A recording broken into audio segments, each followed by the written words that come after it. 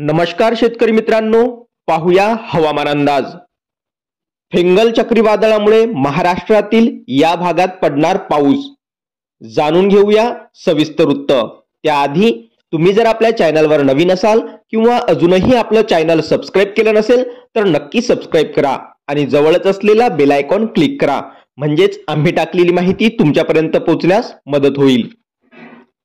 गेल्या आठवडाभराचा जर आपण विचार केला तर संपूर्ण भारतात आणि महाराष्ट्रातील बऱ्याच जिल्ह्यांमध्ये किमान तापमानामध्ये मोठ्या प्रमाणावर घसरण पाहायला मिळाली होती।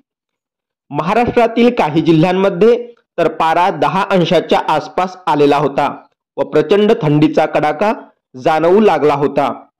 परंतु मध्येच भारताच्या दक्षिण किनारपट्टीजवळ फेंगल चक्रीवादळ निर्माण झाले व कालपासून अचानक वातावरणातून थंडी गायब होऊन बऱ्याच ठिकाणी ढगाळ वातावरण दिसायला लागले आहे।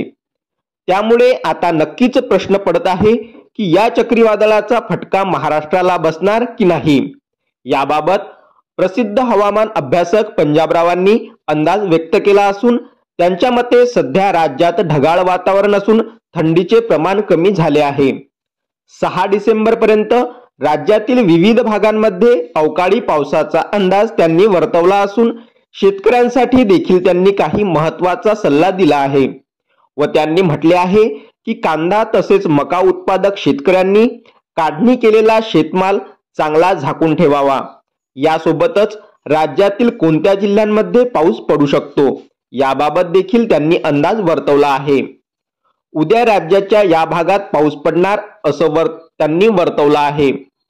प्रसिद्ध हवामान अभ्यासक पंजाबराव डक यांच्या अंदाजानुसार बघितले तर उद्या म्हणजे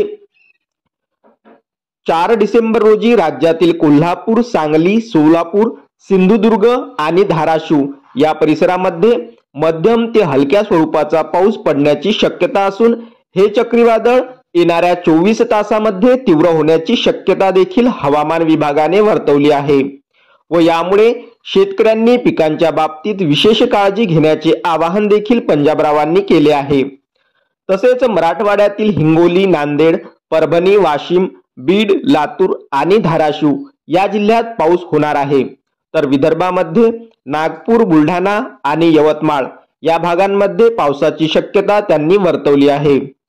पश्चिम महाराष्ट्राच्या दृष्टिकोनातून बघितले तर या ठिकाणी सोलापूर, सांगली, सातारा आणि अहमदनगर, तर उत्तर महाराष्ट्रातील नाशिक, मालेगाव तसेच जळगाव व निफाड या भागात अवकाळी पाऊस पडेल असा अंदाज त्यांनी व्यक्त केला आहे। 8 डिसेंबर पर्यंत ही स्थिती राहणार असून त्यानंतर मात्र राज्यातील हवामान स्वच्छ होईल व पुन्हा थंडीला सुरुवात होईल असे देखील पंजाबरावांनी सांगितले आहे। त्यामुळे पंजाबराव डक यांच्या अंदाजावरून दिसून येते की महाराष्ट्रात देखील या चक्रीवादळाचा परिणाम पाहायला मिळणार आहे।